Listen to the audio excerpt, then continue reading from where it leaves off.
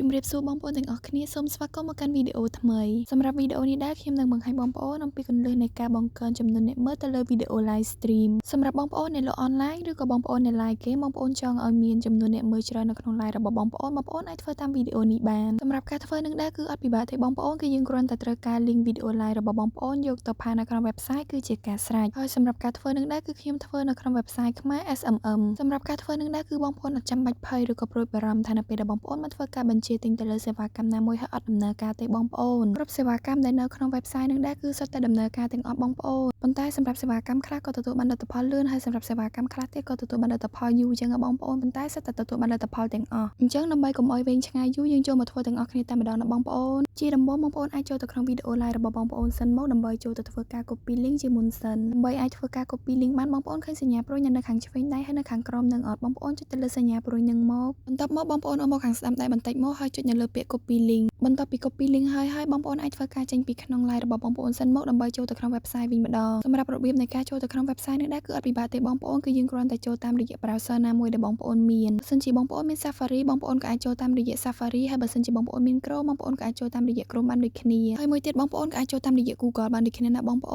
នបើសម្រាប់ខ្ញុំនៅក្នុងវីដេអូនេះខ្ញុំនឹងចូលតាមរយៈ Chrome មកបងប្អូនបន្ទាប់មកទៀតបងប្អូនគ្រាន់តែ search ពាក្យថាខ្មែរ SMM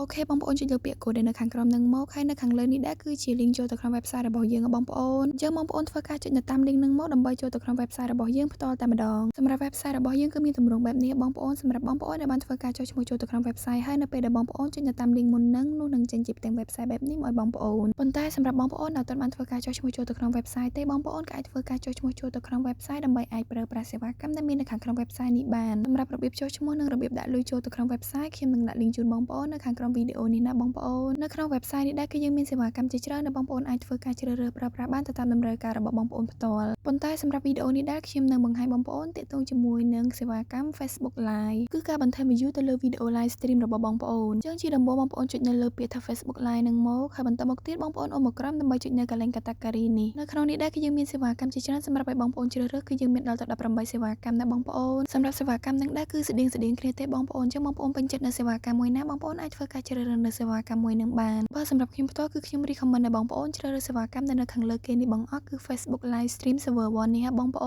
នបន្តមកទៀតបងប្អូនមើលនៅកន្លែង service សម្រាប់កន្លែង service នឹងដែរគឺបងប្អូនធ្វើការជ្រើសរើសសេវាកម្មមកតង់ទៀតនៅក្នុងនេះដែរគឺយើងមានសេវាកម្មជាច្រើនសម្រាប់ឲ្យបងប្អូនជ្រើសរើសហើយយើងមានចាប់ពីសេវាកម្មដែលមានតម្លៃធូរថ្លៃរហូតដល់សេវាកម្មដែលមានតម្លៃខ្ពស់ហ่าបងប្អូនសម្រាប់សេវាកម្មដែលមានតម្លៃកាន់តែខ្ពស់គុណភាពរបស់សេវាកម្មនឹងក៏កាន់តែល្អណាស់បងប្អូ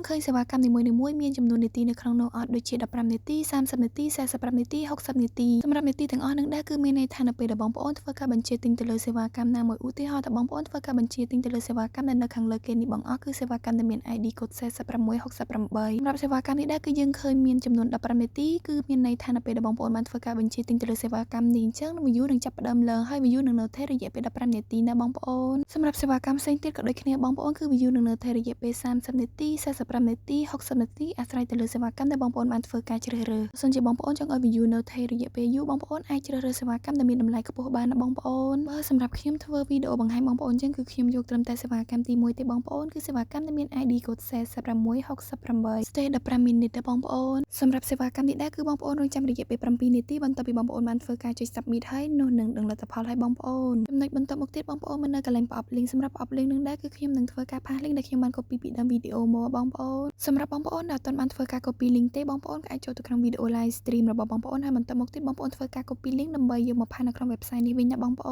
នហើយសម្រាប់របៀបនៃការផាស link នឹងដែរគឺអត់ពិបាកទេបងប្អូនគឺយើងគ្រាន់តែសកត់ទៅលើប្រអប់ link នោះនឹងលោតអក្សរផាសមកឲ្យបងប្អូនចឹងបងប្អូនចុចទៅលើអក្សរផាសហ្នឹងទៅគឺបងប្អូនអាចផាស link នឹងបានហើយបន្តមកទៀតបងប្អូនមើលនៅកន្លែង quantity សម្រាប់កន្លែងហ្នឹងដែរគឺបងប្អូនធ្វើការដាក់ចំនួន view ដែលបងប្អូនចង់បាននៅត្រង់កន្លែងហ្នឹងដែរគឺបងប្អូនអាចដាក់បានចាប់ពី20 view ទៅដល់20000 view បងប្អូនអញ្ចឹងនៅចន្លោះតួលេខហ្នឹងដែរបងប្អូនចង់ដាក់ប៉ុន្មានក៏បានដែរអាស្រ័យទៅលើតម្រូវការរបស់បងប្អូនផ្ទាល់ប៉ុន្តែបងប្អូនត្រូវចាំថាបងប្អូនអាចដាក់តិចបំផុតគឺត្រឹម20 view ហើយ នឹងច្រើនបំផុតគឺត្រឹម 20,000 view បងប្អូនតើពីបងប្អូនបានដាក់នៅចំនួនដែលបងប្អូនចង់បានអស់ហើយបងប្អូនមើលបន្ទាប់នៅកន្លែងឆាតសម្រាប់កន្លែងនឹងដែរគឺវានឹងធ្វើការគិតលុយស្រាប់ៗមកបងប្អូនតែម្ដងថានៅពេលដែលបងប្អូនដាក់ចំនួនប៉ុណ្ណេះតើបងប្អូននឹងត្រូវចំណាយលុយអស់ប៉ុន្មានណាបងប្អូនឧទាហរណ៍ថាដូចនៅក្នុងវីដេអូនេះដែរគឺខ្ញុំដាក់ចំនួន20 view បងប្អូនគឺអស់ត្រឹមតែ 0.01 សេនទេបងប្អូនប៉ុន្តែសម្រាប់កន្លែងឆាតនឹងដែរគឺវាអត់នៅថេរទេបងប្អូនគឺវានឹងមានការប្រែប្រួលអាស្រ័យទៅលើចំនួន view ដែលបងប្អូនបានដាក់នៅខាងលើឧទាហរណ៍ថាបងប្អូនដាក់ចំនួន 1k ឬក៏ 2k អញ្ចឹងនៅកន្លែងឆាតនឹងដែរគឺវានឹងប្រែប្រួលទៅតាមហ្នឹងណាបងប្អូនបន្ទាប់ពីបងប្អូនបានដាក់នៅចំនួនដែលបងប្អូនចង់បានអស់ហើយបងប្អូនគ្រាន់តែពិនិត្យមើលនៅសេវាកម្មដែលបងប្អូនបានធ្វើការជ្រើសរើសនៅខាងលើបងប្អូនពិនិត្យមើលនៅកន្លែង category service link quantity ថាត្រឹមត្រូវអស់ហើយឬនៅបើសិនជាចំណុចទាំងអស់នឹងត្រឹមត្រូវអស់ហើយបងប្អូនអាចធ្វើការចុចនៅលើពាក្យ submit នេះប៉ុន្តែសម្រាប់វីដេអូនេះដែរគឺខ្ញុំអត់បានធ្វើការចុច submit ឬក៏ធ្វើការបញ្ជាទិញទេបងប្អូនគឺខ្ញុំគ្រាន់តែបង្ហាញបងប្អូនអំពីរបៀបនៃការបង្កើន view តើគេនឹងត្រូវធ្វើរបៀបម៉េចណាបងប្អូនប៉ុន្តែសម្រាប់បងប្អូនដែលបានធ្វើការចុច submit ហើយនោះនឹងលោតជាផ្ទាំងវិក័យប័ត្រមួយបងប្អូននៅត្រង់កន្លែងនេះសម្រាប់វិក័យប័ត្រនឹងដែរគឺមានន័យថាការបញ្ជាទិញរបស់បងប្អូនគឺត្រូវបានទទួលយកហើយសម្រាប់សេវាកម្មនេះដែរគឺបងប្អូនរងចាំរយៈពេល7នាទីបន្ទាប់ពីបងប្អូនបានធ្វើការចុច submit ហើយនោះនឹងលទ្ធផលឲ្យបងប្អូនហើយសម្រាប់ view របស់សេវាកម្មនេះដែរគឺនឹងនៅថេររយៈពេល15នាទីណាបងប្អូនសម្រាប់វីដេអូអំពីរបៀបនៃការបង្កើន view ទៅលើវីដេអូ live stream ក៏បញ្ចប់តែត្រឹមហ្នឹងសម្រាប់បងប្អូនដែលអត់ទាន់នៅត្រង់ចំណុចណាទេបងប្អូនក៏អាចត្រឡប់ទៅមើលវីដេអូពីដើមមកវិញបានណាបងប្អូនហើយក៏សូមអធិស្ឋានបងប្អូនទាំងអស់គ្នាចំពោះពាក្យសម្ដីលើសលួសឬក៏មិនសមរម្យនៅត្រង់ចំណុចណាឬក៏សម្ដីរំខានណាមួយសូមអរគុណបងប្អូនទាំងអស់គ្នាសម្រាប់ការទស្សនាជួបគ្នានៅវីដេអូក្រោយ